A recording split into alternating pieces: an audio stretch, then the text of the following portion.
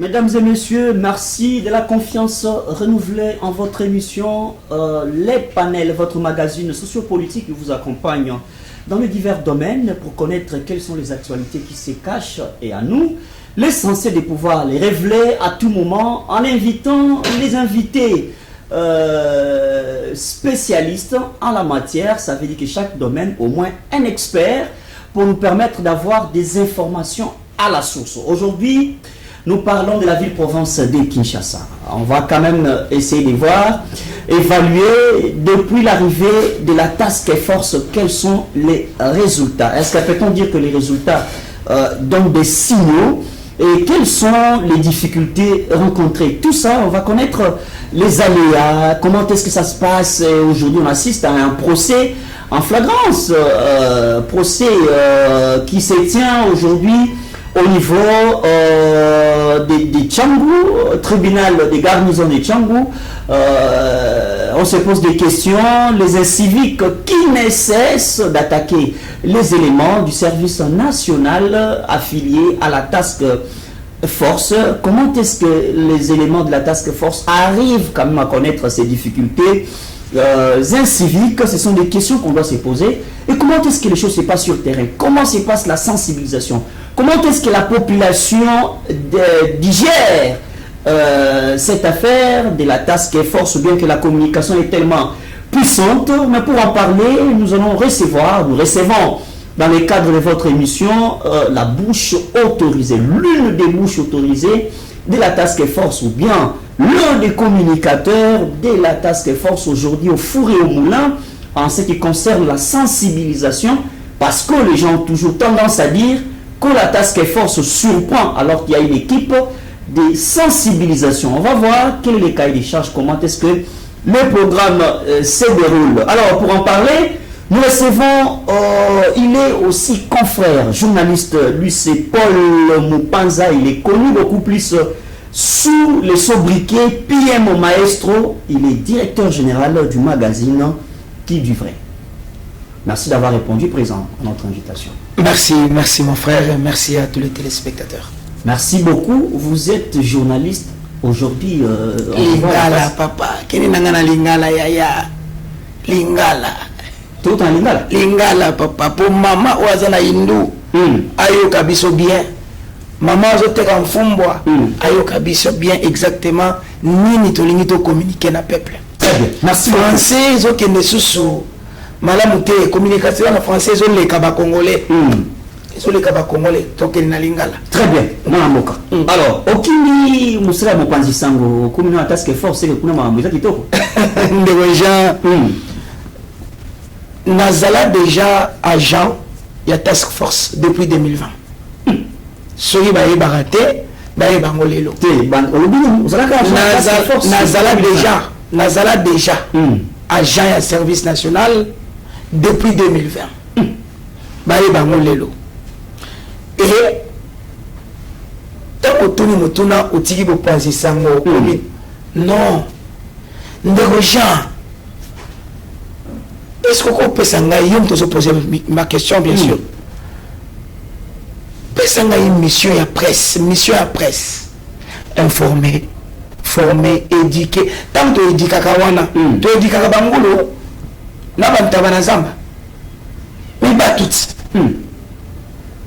Alors, quand vous regardez la 4e mission en task force, il y a la sensibilisation. Le civisme ya mutu fe zonga. Ndeko na ngai janti kana ebisa yo. Manuki ya makasi na mokili oyo eza ba arme ba mindele basalela bisote. C'est la parole. Eza maloba. Maloba nde convainca Adam akoya na mutambo ya Eve. Maloba nde e convainca lito ya mwasi tan mobali adraka kaye. Malobane salamo kilioyo. Moi je crois que la parole est plus forte que les armes. Maloba pende boma. Maloba pende boma bien sûr. Donc raison pour laquelle na mission na biso ya bopanzi sango. Na kati ya éduquer. Na juge qui bon na accompagner task force. pour éduquer masse, pour benga population à s'adhérer à la vision ya mokonzi mboka pour être makambo kene malam. Très bien. Nalingi ba congolais peut-être ba mo le lati veste le ba ko aux alimani kasi na sengi na ngambi ya masini so bazana biso ba régie d'autres la biso extrait il y a pour ba congolais ba téléspectateurs ba découvrir to yamina ina plateau voilà ba mona ba veste boyo yami politicien yamina été alors to kina ngambo ya régie puis ça sur image sur les ali pembeni tout le monde a déjà pour tous idée générale il y a invité na biso ya journée est-ce que régie bazana biso longo voilà merci mokonzi mboka atindeli un message ya respect terrasse DJ l'état alobi na ye biso boye longwa na balabala na ye service national les heures kosala musala nganda ngulu ya ntaba longola terrasse longola ya mibale nuisance sonore na tapage nocturne abuo pia makambo ya kobeta miziki ya makelele na butu pe na moi esili 80% ya makelele chaka ezoko polisa mitu ya bana yango lokola respecte yo atindeli yo messager na respect nyonso mitosa soki oyoki ngai te yaya amande eza te fimu nde ezali boya humiliation liboso baclient na yo prophète évangéliste makelele ya makasi na église na yo abuo tia. Voilà, de retour sur ce plateau, mesdames et messieurs, Bolandi, Awasiko Mutuna Mutu, Azuyaye Image. Bon, juste une connaissance sur l'invité. Oboko mwana ba TikTok, oboko mwana ba plateforme mutako belle la pote, batuba zoma na aliment. Pas de bien été moko zamboka na pour ça changement de mentalité, lutte contre l'incivisme. Muto beka makele, muto ça makele le wana, wacha habilement à l'aise. Ndето yambi na plateau biso to beta masolo pour te toyeba comment est-ce que task force ali ko sala musala na mboka pesa biso namu service national na task force oui les amis menini bien service national na task force ezali musala mokote yolanda bien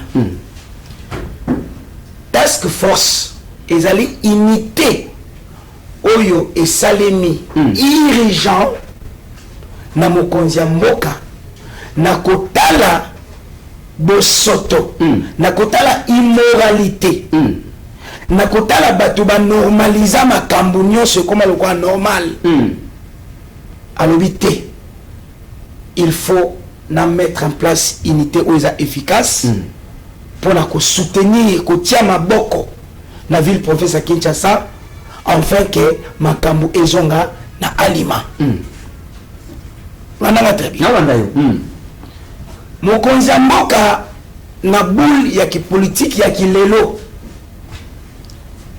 abengi le général Kassongo Kabwik que j'ai beaucoup d'estime soda oyo aleki ba congolais ba civil na sérieux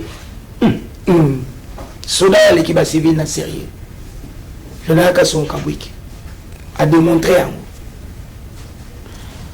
mokonzi mboka abengi général Kassongo Kabwik yo zali mokonzi ya service national toko sala ndenge nini pour être malade yo sala nini esila bosoto na Kinshasa et pourtant mokonzi mboka bimisela kayango mbongo déjà le président de la République a la volonté de changer ces pays.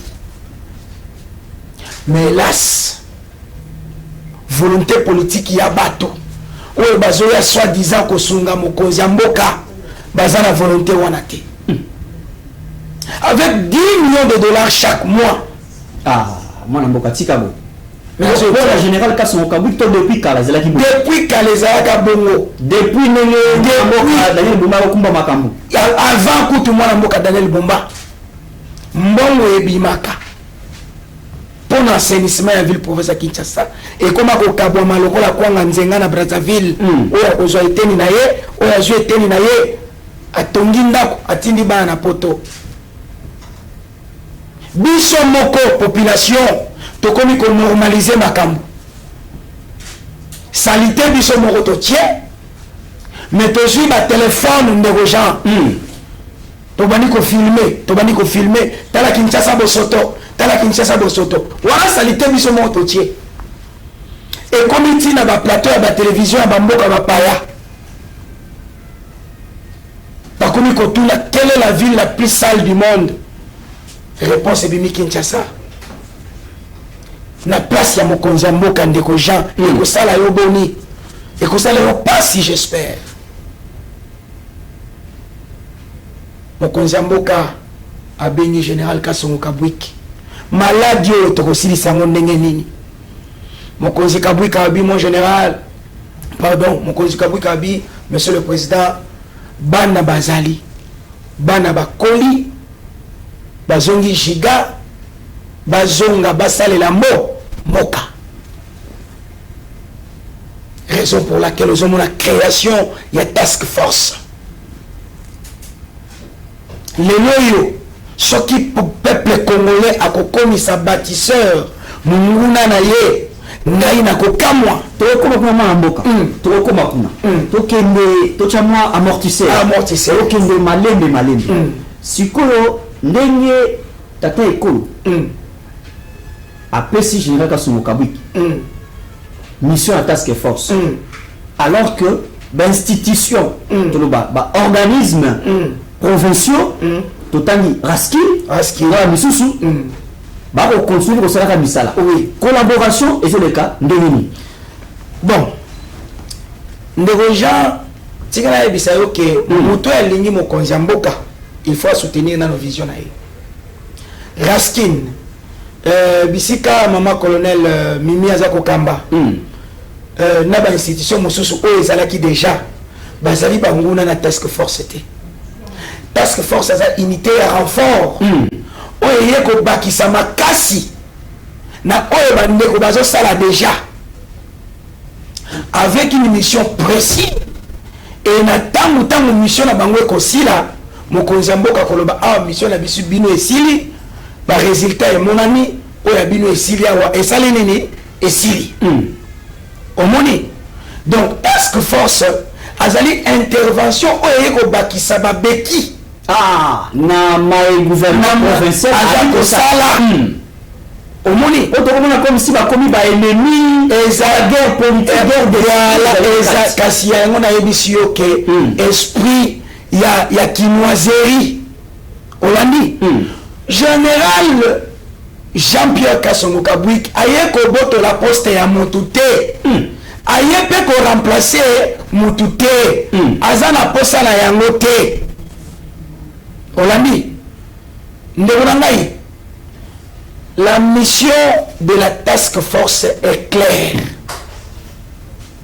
soki okokota na ngai na intelligence artificielle poto kende mo mosika yo betela ngai kaka quelles sont les missions de la task force à Kinshasa tokolobela yango tokolobela na ngai omona zuo boye voilà oza parce que confusion n'est pas tellement oza mutu oza manzanteke ozali occupé na kati ya sensibilisation voilà surtout une occasion il faut to vider ba question sur ba mituna voilà alors le bien tes relations et que les bien relations zakika sinalikanisi mususu ba komona comme si général Kasongo Kabwiki ali na ba avantage privilège pe ebelé koleka Daniel Bumba na équipe na ye voilà pourquoi général se sentir à l'aise vous savez qu'on connaît bien ba biso ba privilège moi ezalaka pe na époque ya lingeza la qui mais pas les bossa bongo ezali bilobela mwanza OK ezali bilobela mwanza seulement que le général Kasongo Kabwiki aye na rigueur mosusu par rapport à Oezala Kiliboso. C'est tout simplement ça. On a dit, Batubatika ba polémique. Ya ko kotisaka général Kasongo Kabwiki na ba makambo oyo ezangi tina. Le général est très concentré à la mission que le président de la République lui a confiée. On l'a dit. Et puis Azako Sala yango malamu na ba bâtisseur. Le bâtisseur que nous voyons ici, ce sont d'abord des militaires bien formés, des paracommandos bien formés. Bali mapina. Ne bazali wana. Nkasa bateina bama balata bazolata bali mapina. Papa, yana longola yo lunette hein. Ne sous-estimez pas le bâtisseur pour la tigojo ya jaune. Na tenue à bleu. La main est loco. Passant à 5 minutes. Loba na panzante ke. Panza zo maloba. Ya liboso. Général Kasongo Kabwiki a fait venir des médecins pour la séance, il y a des désintoxication. Il y a des bâtisseurs. Mais colonionso, bazo kita bazo mata, nakanya makasisi. Posez la question au médecin, des centres de désintoxication coûtent combien? Et pour 2000 et quelques personnes, il y a mis balai pendant 6 mois. Il y a mis balai. Bah, continue la phase de formation militaire et pas n'importe laquelle formation paracommando pendant 12 mois paracommando bah silisi yango bah jui formation professionnelle yaya na kata ba bâtisseur ozomona wana ba électricien bazali ba informaticien bazali ba photographe bazali ba agronome bazali ba éleveur bazali ba kani bazokombola wana kaka ndenge bazokombola wana ko minimiser oyo bato balingi ba saboter misana bango pe ko benga bino boyaki pona ko kombola boyaki pona mission mosusu te okotangela biso ba mission ya task force omona po makelele wana esila bandeko baza bien formé. Bazawana, le bâtisseur ne peut jamais agresser quelqu'un sans raison. Très bien discipliné, très discipliné. Au moment bâtisseur, Azal le rôle moi autobenga boulidoki. Oli boulidoki. Boulidoki sont les bissiers. Hay, n'a salini. Akei, asui, azongi. Donc esprit pena yambila. Azali le rôle tout ça c'est mobeko. Papa, Azal le rôle serpent ou babenga cobra. Ce qui est tout molité à Kosoa, Azali Tier, ce qui bâtit qui bâtit tellement awa, Salamusano awa, de 15h à 21h, au Koutaye Wana. Et ce que j'aime, c'est que le président de la République a fait. Le bâtisseur est mieux payé. Bazana tango ya kozwa kanyaka na yote. Bazana tango ya kozwa kosenga mbongo na balabala te. Donc ceux qui disent que bah, comme c'est du n'importe quoi. Bâtisseur azo bois qui sa cuisine, biloko balambi na cuisine, à bois ici. Bâtisseur azo mbongo plus de 800 000 francs congolais. Tango akitaka na terrain ko sala mosala, azana mbongo na plus de 100 000 euros ba pesier à journée. Wana élément moko ya task force. Argent de poche. Argent de poche. Akokende ko senga mbongo na yo pona nini? Asala na yango nini? Très bien. Vous voyez que les gens qui ne supportent pas le travail bien fait de la task force, ce sont des personnes qui étaient derrière l'argent de l'assainissement de la ville-province de Kinshasa. Oh, moi namboka tika boutier représenter Kembo. Tout à bordure. Nazo ebisa yo makambo oyo ezali. Oza mopanzi sango te. Kota na kati ya profondeur. Oko comprendre très bien que la majorité des Congolais de très bonne qualité bazali ko sepela na musala ya task force. Et tant mokonzi mboka beti loboko na mesa alobi fini la récréation. Au moins slogan ngano. Nazo ke nango fini la récréation. Et la task force que tu vois est créé par le président de la République, Antoine Félix Tshisekedi Tshilombo. Ni à gauche, ni à droite. Mokonzamboka ko pesa bitindo et pas ya mokonzi Kasongo Kabwik Kasongo Kabwik a panzi na ba commandant bataillon commandant brigade a panzi na ba bâtisseur c'est quoi rapport à Ropessanani directement le chef de l'État ni à gauche ni à droite. Ça, il n'est pas redevable le gouverneur de la ville-province Kunate. Bon, beaucoup de guerre, non, guerre exactée. Très bien. Le gouverneur Daniel Bumba d'ailleurs, que j'ai beaucoup d'estime, il est le gouverneur de la ville-province de Kinshasa. Il est à la tête de l'exécutif provincial. Makambo ezoko kende normal. Yaya, oyebi Kinshasa na biso.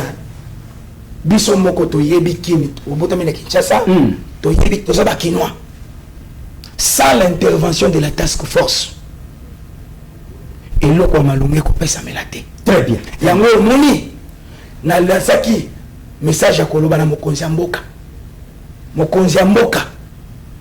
eza nécessaire ya kubakisa task force banguya mususu ba pouvoir mususu ya ko agir biso toza sur le terrain. Tozali comment la réalité de Konangai. Très bien. Mais ça, je vais peut-être vers Souka émission. Voilà. Nous avons l'ingamoni, tozo, et ça escalier, hein. Bien. Toi, ali kokita. Malembe. Bien kokita. Bon, awa, tout le monde a polémique. Bien que polémique est sinanté. Tu as posté mon collaboration à Task Force. Différence entre Task Force et service national. Collaboration à Task Force na gouvernement provincial. Voilà. Voilà, mais compte ce que na katia task force bazali na objectif nini na kisasa to beta masolo ya mission. Voilà. Oui, c'est qu'il na luka na nzila ya masini. Voilà, moi na répondre ete yo kota na nzila masini po ba ke to kosi. Kota na nzila masini. Na bisa ba ikomomani surtout peuple kinois. Ba kinois ba kinoise. Donc une mission spécifique voilà, il y a task force. Voilà. Oh bazali na kati ya service national mais na kati ya task force ba une mission voilà tobandi mission principale voilà élaborer et coordonner les plans présidentiels de salubrité et d'assainissement de Kinshasa. Les plans présidentiels bien identifier traiter et suivre les points critiques d'insalubrité. 3. Coordonner la collecte, transfert, traitement et valorisation des déchets. Assurer le curage des ouvrages de drainage prioritaires. Promouvoir la discipline urbaine. Promouvoir la discipline urbaine. Bien. Ok. L'hygiène publique et les services environnementaux. Ok. Sensibilisation et mobilisation communautaire des populations. Pour la place au télémédia. Place on a ça musalawa. On a TikTok Makévélé. La 4e mission. Et l'une des missions. Voilà. La task force. Voilà. Proposer toutes mesures pour renforcer durablement la salubrité de la capitale. Voilà. Papa, nakati wana.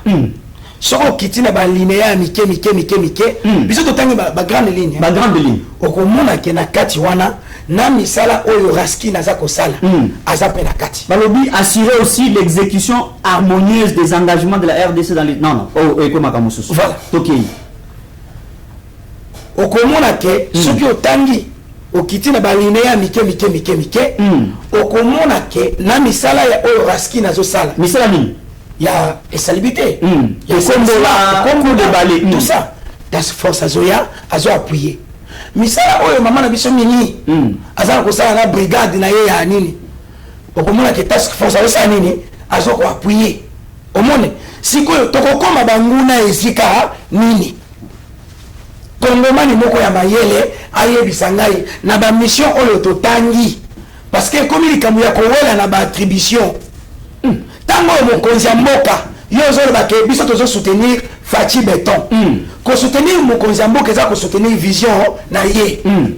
La task force est dirigée peut-être par le lieutenant général Jean-Pierre Kasongo Kabwik, mais je vous confirme que la task force est coordonnée et chapeautée par le président de la République. C'est lui le créateur de la task force. Je me rappelle même du discours lors de la visite du chef de l'État Kanyamaka CC, le speech du général Obaki, Mokozambo Kazali, commandant suprême.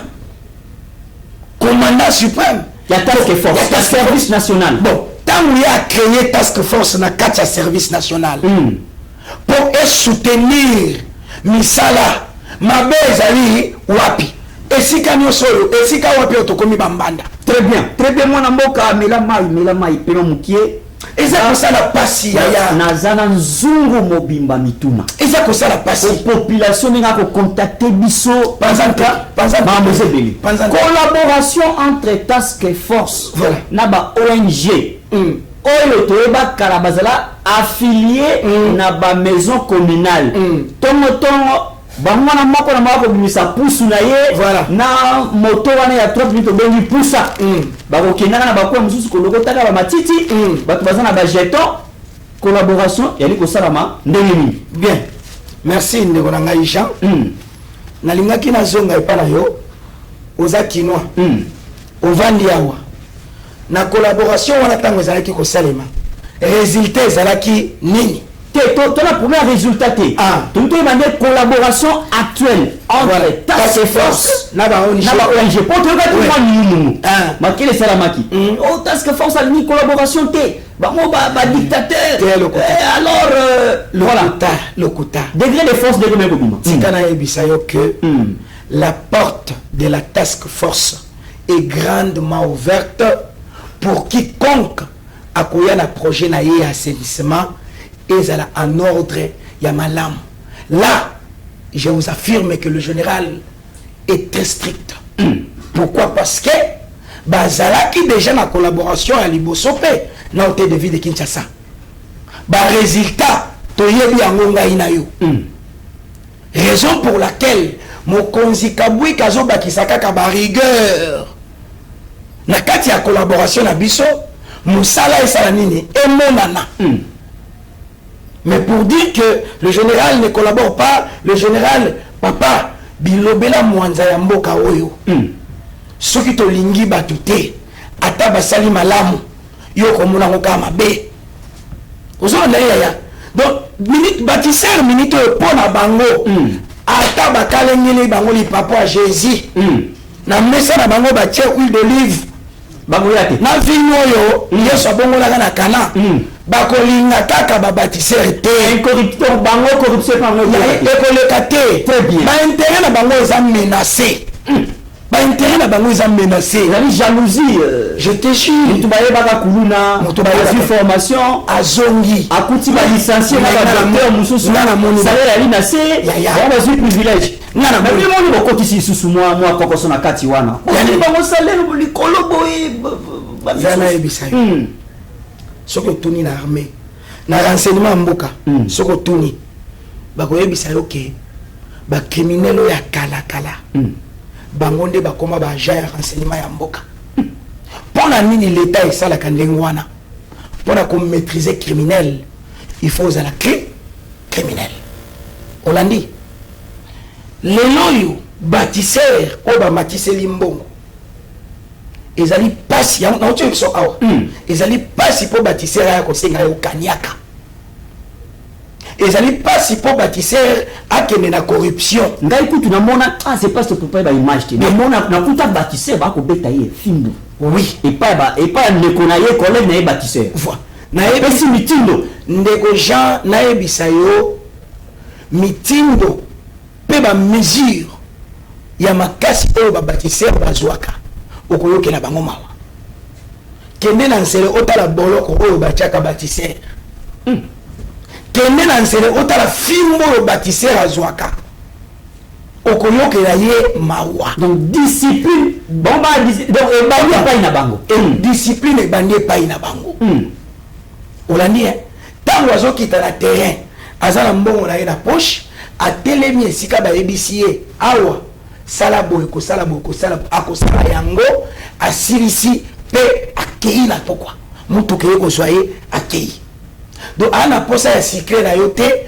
ya gâteau na yo te azolia 3 fois Très bien, mon Mboka, très bien, Tozui. Deuxième grande partie. Voilà. Yamasolo Etali, Task Force, Baï, Kongomani, Bozali, Beleli, Bosa et Tandoike, Pona Kolanda, les panels, Owapito, Belibino.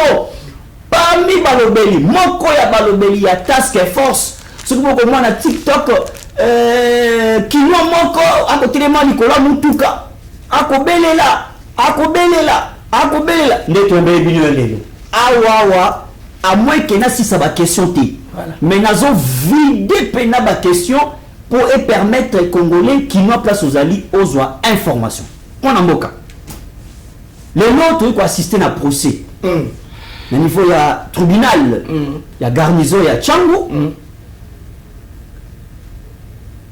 Et comment ils ont comment dénéné. Task Force bazala agressé.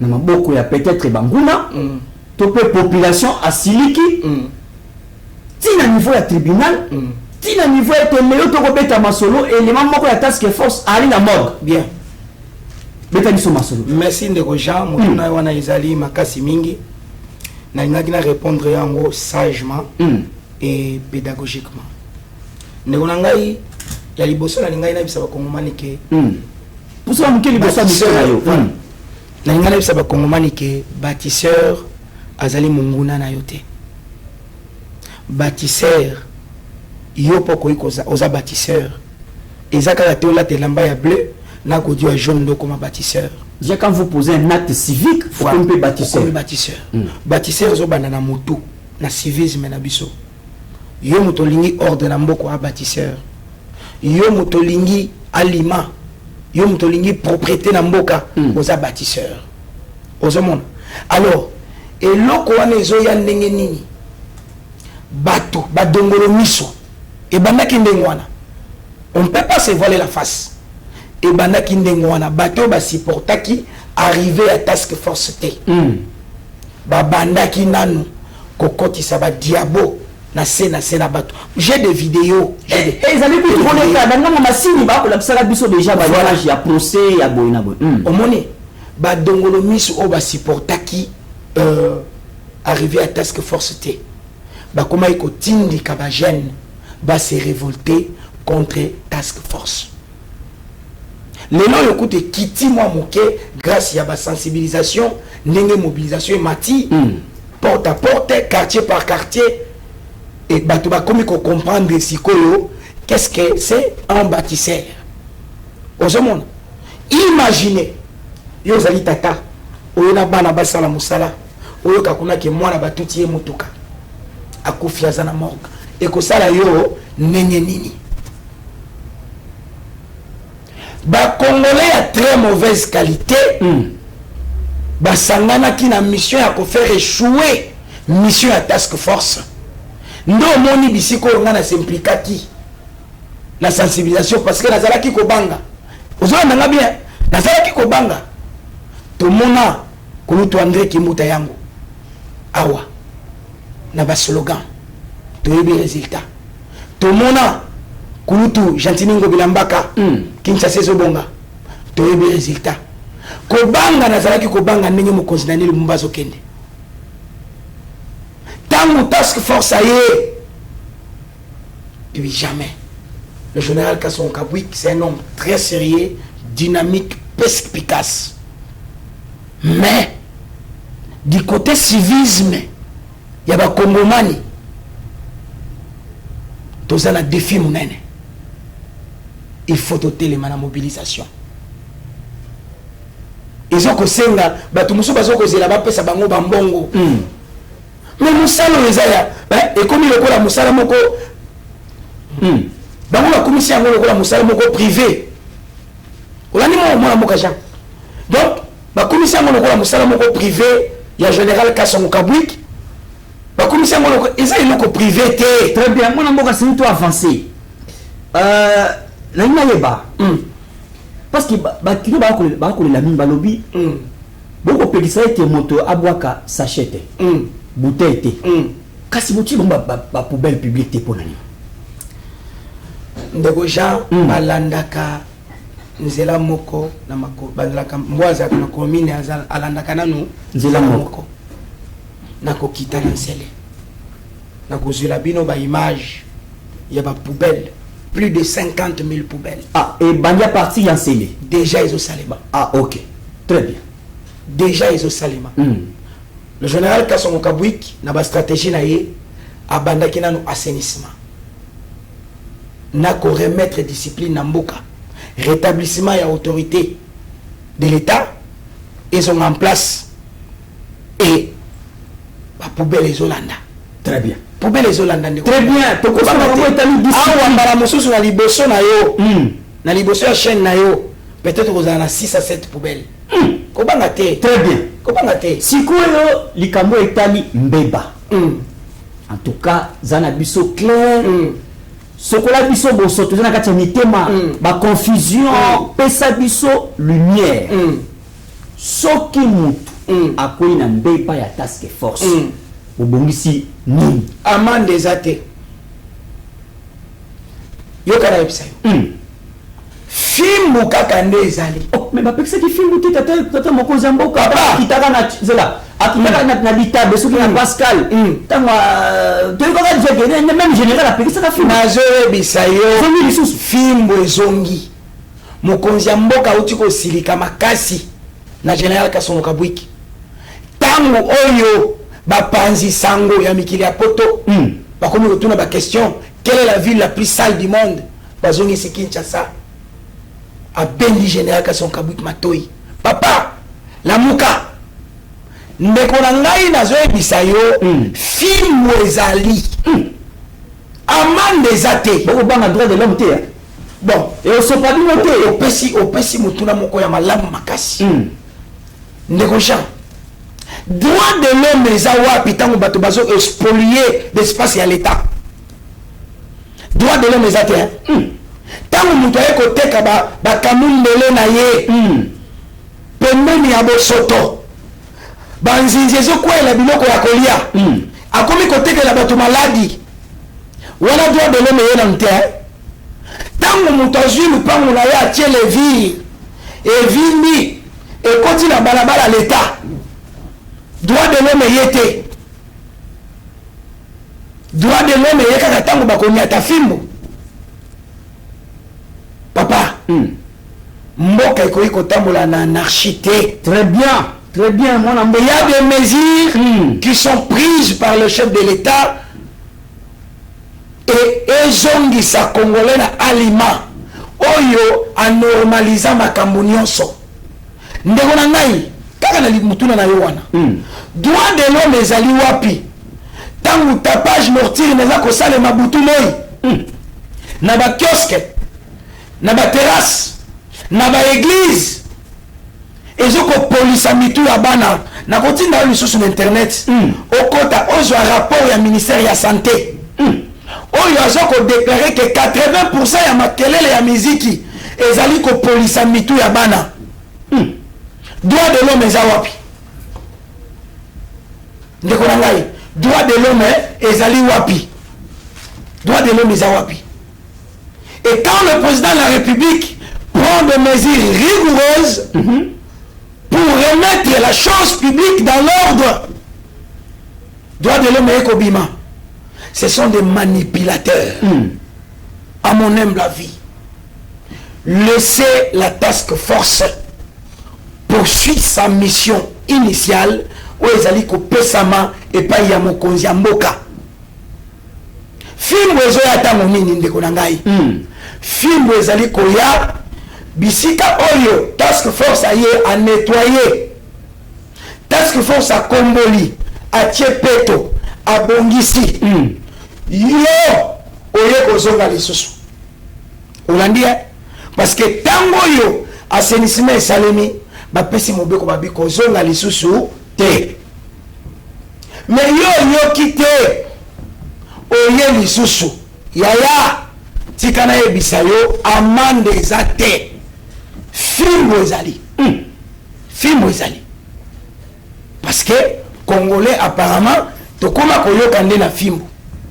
To pesi bango raison ba ebalobaka Congolais yoka na film. Très bien mon amoka. to komi ko kanga mufinuku bien ya nzungu pour être to aussi sa émission na banza été quinois na quinoise bazui matéya na cadre ya sensibilisation ya task force bazui ba information sikoyo peut-être to continue na phase informative information ya sika ya task force na cadre ya mobilisation bien ezali nini bien to aussi sa émission place wa bien to tike le micro bien tali caméra obeti CT bien kino azo information papa maman mwana mboka Congo ya très bonne qualité message oyo eza ya respect euti pa ya mokonzi ya mboka yoka ngai en tant que le messager de la nation benga ngai oncle national ndenge olingi benga ngai Jean Baptiste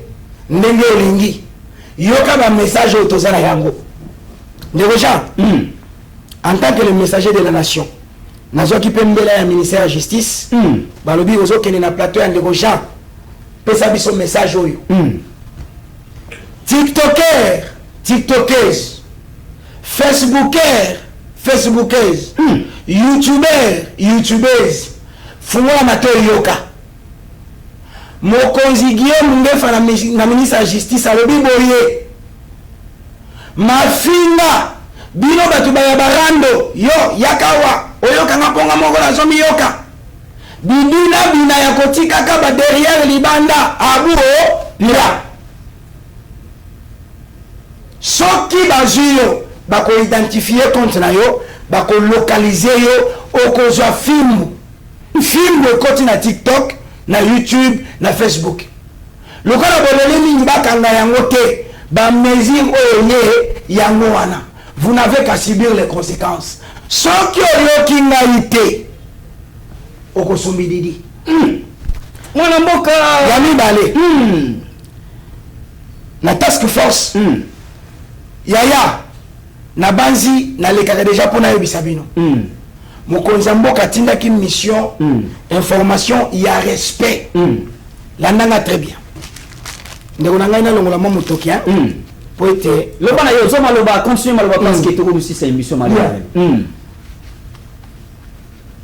congolais à très bonne qualité landa ngai mokonzi mboka atindi message ya respect ya liboso longola kiosque na balabala l'état alobi boye bosoto yo moto tiaki obandi ko filmer ozofinga Kinshasa bosoto ayoki soni alobi longwa parce que tangu bakomisaka yo saki ya box na chambre na yo na mobali opibliaka te otompaka mobali obimi na mibali mosusu bopibliaka te kaka bosoto ya mboka nde bomesala kopublier yango wana leta alobi longwa na bespace na ye bongo ba église babi nasoya zo maloba kiosque longwa terrasse longwa nganda ntaba ya ngulu longwa asukola bespace na ye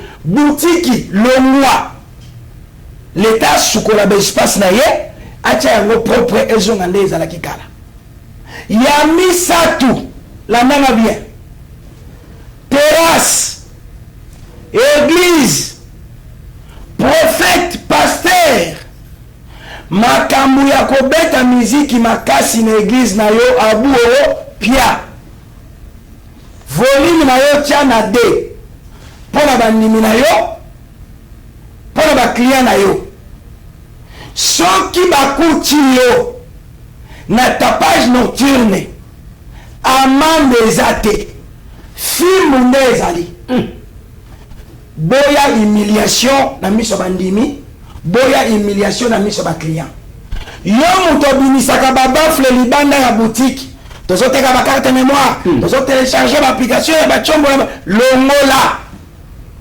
longola bino bato baparle boye ebele longola toza na rentrée scolaire rapport ya ministère ya santé ezali kolakisa ye ke 80% makelele oyo bino botiaka na mboka ezokopolisa mitu ya bana mokonzi alobi nayebisa yo kointerprete mibeko na ye mabe te pourtant bapekisaka yo pasteur olobaka nini aza na misala mabe akoki moto te azobundisa misala ya leta yaya pardon nasilisa azobundisa misala ya leta alobi boye yoka bien apekisi yo kosambela te entre la prière et la nuisance sonore il y a deux choses différentes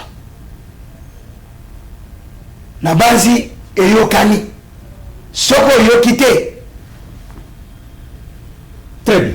Merci mingi mwana mboka molobeli mopanzi sango molobeli monene sensibilisateur mobilisateur moko monene ya task force na ville province ya Kinshasa tokomina suka émission mot de la fin sur Pessi na linka moi il ne va pas se tokomona o ezali biscuit to benga ngo biscuit ya suka ya émission moi biscuit pour une équipe mobimba ya communication nangambu ya mwana mboka Delphin Kasongo moi biscuit mo ya suka. En tout cas félicitations félicitations na mwana mboka Delphin Kasongo pour avoir réuni une équipe si forte pour la sensibilisation de la task force et merci au général Jean-Pierre Kasson Kabouik na adjoint